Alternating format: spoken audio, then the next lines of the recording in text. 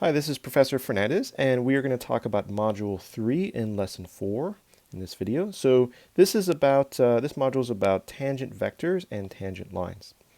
I mentioned tangent vectors a few times in the previous video, and we got a sense for what they look like when we looked at some of the space curves that we did an example of.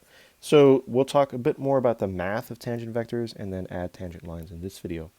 I just want to remind you of the picture that I drew in that previous video.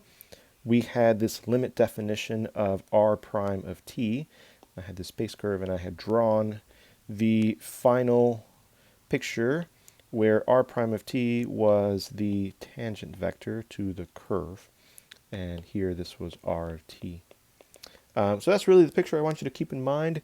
And then as the point here moves around, then, you know, the r of t and r prime of t vector will move around.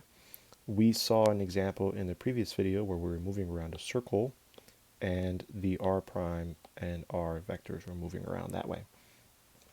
So nothing really to derive in this space. I just wanted to remind you of that picture. And from all of that intuition and all the work we did in the previous video comes very naturally this definition. So let's take a look here. So suppose r of t is a differentiable vector-valued function, meaning remember that we've already defined r prime of t as the vector of derivatives of the components of r. So we're assuming that we can take derivatives, so that's what differentiable vector-valued function means. And then we're going to suppose that r prime of c is not equal to 0. Remember, we're going to look at the derivative at a point first, and then you know, certainly we've talked about r prime of t as a function, but for the purposes of tangent lines, we want to find the tangent line at a point, the line tangent to the graph at a point. So we want to generalize that notion here to vector-valued functions. And I'll show you in a minute also why this requirement is kind of essential. And let P be the point R of C. Okay, so that's the setup. We say at P, at that point, the tangent vector is R prime of C. Okay, so that's nothing new. I've been referring to that in the previous video. R prime is the derivative, and that's the same is true in a vector-valued world as it was in single variable calculus. And R prime of C, for us now, is the tangent vector. Great, so the tangent line to the curve generated by R of t is this thing. And here we can see the requirements in this definition that R prime of C is not 0. If R prime of C is 0, then this is gone. And R of C is a constant vector. So it wouldn't be, you know, much of a tangent line if there's no information about the slope at the point. Truth be told, we will still think of, even when this r prime of c equals 0, we will still think of this as a tangent line. There is some benefit, as we learned in single variable calculus, to examining horizontal tangent lines, for example. But just for the purposes of this definition, and you'll see again why down here, we are considering r prime of c to be non-zero. So the last part of this definition, the unit tangent vector, is defined as just take your r prime of t that you've calculated and divide it by the norm. Again, here there's that requirement that this makes sense wherever the denominator is not 0. Great, so this is a definition that, again, is an extension and also a combination of what we've been doing in this lesson. Here is the essentially equation of a line, a vector equation, where the v vector is the vector r prime of c, which is the tangent vector. And then the unit tangent vector is just dividing the vector by its norm to make sure that it becomes a unit vector. So with all that being said, let's do an example to get used to these things. So first of all, we're going to construct r of t. We're given here the space curve in parametric form. And to construct r, we just plop all these in as components into the r vector. So that is our r of t. And then we're going to construct r prime of t. So we do that based on what we learned in the previous video by just differentiating each of the components. So this here is 2 times t to the 1/2. So when I take its derivative, the 1/2 and the 2 cancel, and I get t to the negative 1/2. And this is derivative is 3t squared minus 1. Derivative here is 3t squared plus 1. So to just simplify a little bit, I get 1 over square root of t, 3t squared minus 1, 3t squared plus 1. Great, so that's my r prime of t. This is again something we had done in the previous video, calculate r prime of t. So now comes the new stuff. So find the vector equation of the line tangent to the curve, the space curve, at the point 302. So here we'll see that there's a tiny step that's hidden in this question that we will need, but I'll show you that in a minute. First of all, I'm going to write down the equation of the tangent line, the vector equation. So we know we're at the point 302. So I'm going to start there, 302. Remember, let me scroll back to the definition to remind you. R of C is the point P at which we want to find the tangent vector. And the tangent line passes through the point P. So basically, R of C is the vector equivalent of the point here that we're given. That's why I put here 302 as a vector. And then plus T times R prime of, and now here's where I'm going to just put C. So this is the little hidden step that I mentioned that we'd get to. I'm not told what C is. And that's because this thing here is a T value. And when I think of drawing this space curve, let's say, pretend the space curve looks like this, I'm calculating the tangent vector at a specific point along the curve. That's an x, y, and z value.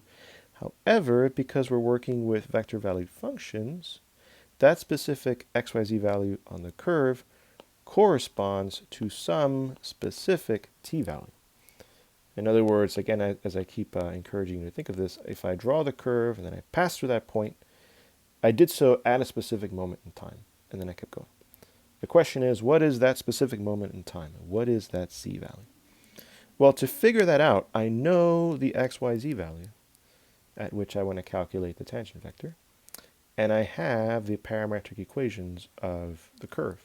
So I'm going to set up a system, probably not a system of equations because we don't usually solve it that way, but I'm just going to set the x, y, z values equal to what I'm told their parametric forms are, and then try from here to figure out that c value by solving for t. There is no right or wrong way to do this. There is no procedure, but one thing that I would recommend is look around to see if there's an equation that helps you do this quickly. And then certainly here, the first one is the way to go. Because if I subtract 1 from both sides, I get this. And then if I divide by 2, I get that. And I square both sides, and I get that. So I'm thinking that my c value is t equals 1. In other words, after thinking about t in seconds, after 1 second of having drawn this curve, I think I'm at the point 302. And that is then what I will use to calculate r prime of 1. But I always like to check because it's very easy to just make simple mistakes. So I'm thinking t equals 1 is the point that gets me to the time that gets me to 302. Let's just double check, right? So let's plug in t equals 1 here. I get 0 equals 0. That's true. And then let's plug in t equals 1 here. Oh, I noticed here that I copied this wrong. This should have been a plus coming from the plus t here. So good thing I checked. At least I checked and saw that I copied something wrong, not that I calculated something wrong. So if I plug in t equals 1 here, I get 2 equals 2. Check. So this really does seem to be the t value, which when substituted into here gives me 302. Great. So then I'm going to go back to this and finish up our calculation here. T times r prime of 1. So now I know my c value. So I'm going to go back to my r of t that I calculated and just substitute in 1. And I'm going to put that in here as the r prime vector. So over here, up here, 1 over square root of 1, so that's 1. Over here, 3 minus 1, that's 2. And then over here, 3 plus 1, that's 4. Okay, so this is the vector equation of the line tangent to the space curve generated by r of t, this r of t, at the point 302. So that was a mouthful. So that's why I like to, visualize these things and then show you how you can interact with this. And then always encourage you to go off and try some of this on your own. So let's do that. So I'm going to switch over to the CalcBlock 3D site. And I have put in here the curve that we were just working on. So here's the x and y and z value. Again, I did this by clicking on this and selecting space curve. And then I put in the information. We talked about domain earlier in an earlier video. This has the square root of t. So t can't be negative. So I've deliberately started t at 0. And t can go on as long as you'd like. The domain of this space curve is all non-negative real numbers for t. But I've just restricted it to t equals 4. And this is the space curve, so I'm just going to pan around now and show you what it looks like. It basically just starts here and goes off to infinity, because as t gets larger, x gets larger. Same deal for y, same deal for z. So I'm just going to show you that.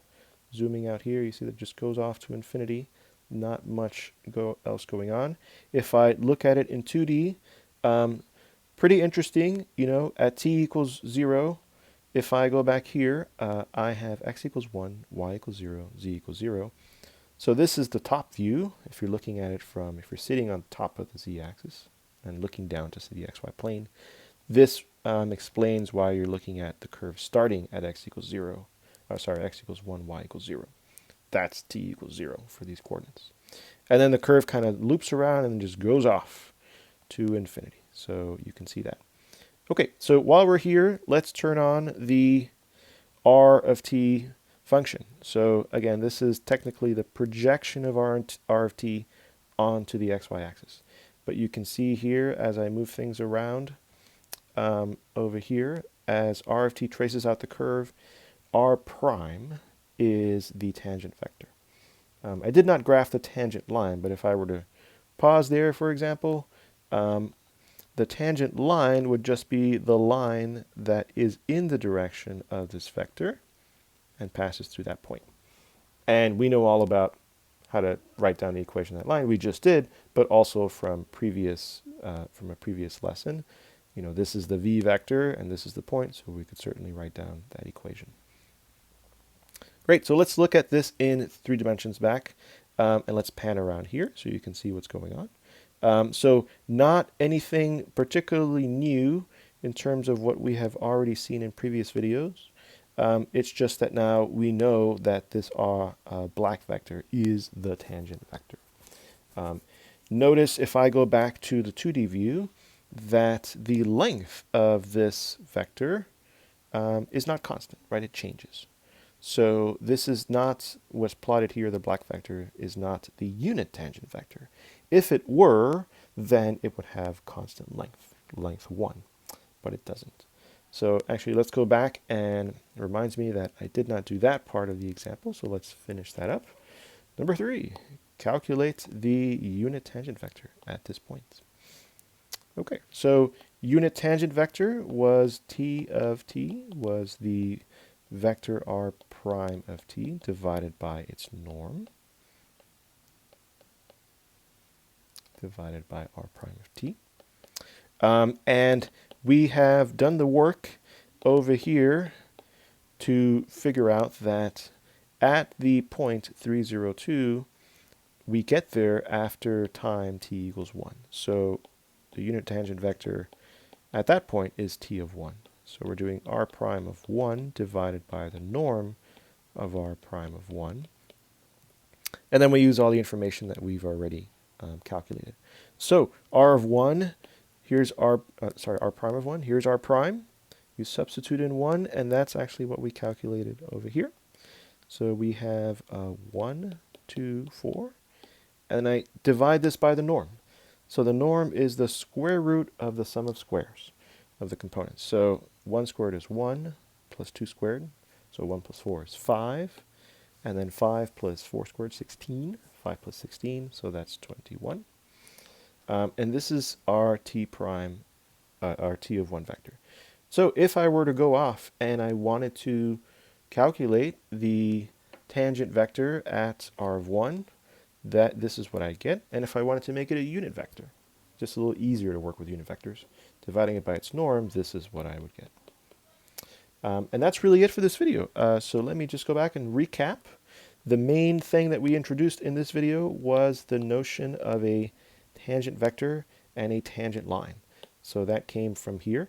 The tangent vector is what we had talked about in the previous video, just r prime of c, where c is a specific t value.